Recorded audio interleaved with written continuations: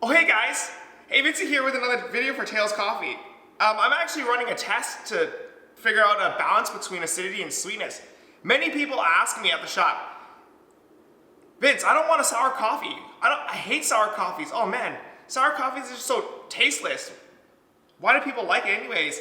Well, today I want to discuss how acidity and how balancing it actually creates a sweeter cup of coffee. So maybe it's my demographic here, maybe it's the people in this area, but you know, I'm not actually trying to target specialty coffee people only. I want to target people with that want to improve their coffee lifestyle.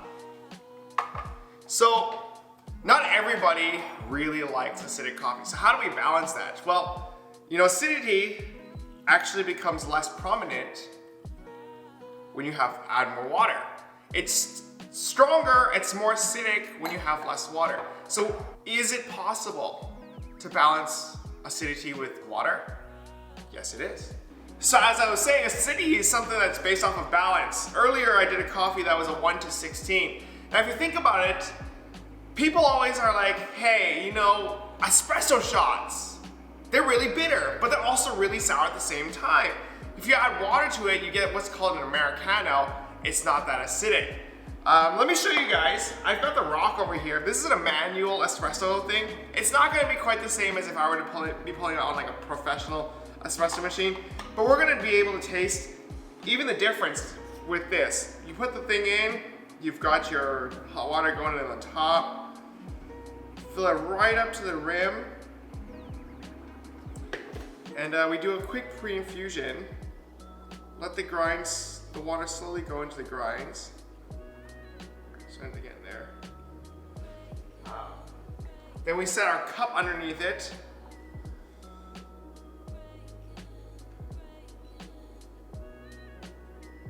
Now we're getting the pressure we need in the grinds.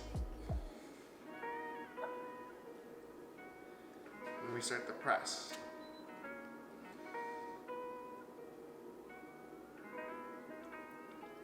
So here we're going to be pulling ourselves an espresso shot.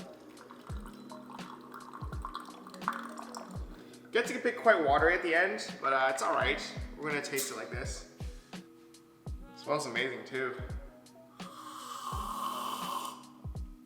Yep, just as predicted. It's quite a bit more acidic. Not that you lose the sweetness, it's just a balance issue. We're not able to taste it quite as nicely. We get a lot more of the acidic flavors and a little bit more of the bitter flavors. So let's get right into talking about it. Hey, so when I was editing the video, I thought maybe I should have clarified what the word balance really meant. For me, balance is like kind of finding your acidity and sweetness versus your texture at the time of the brew. Not everybody has 3 or 4 different coffee beans, so you can't just select a new bean and brew a different coffee.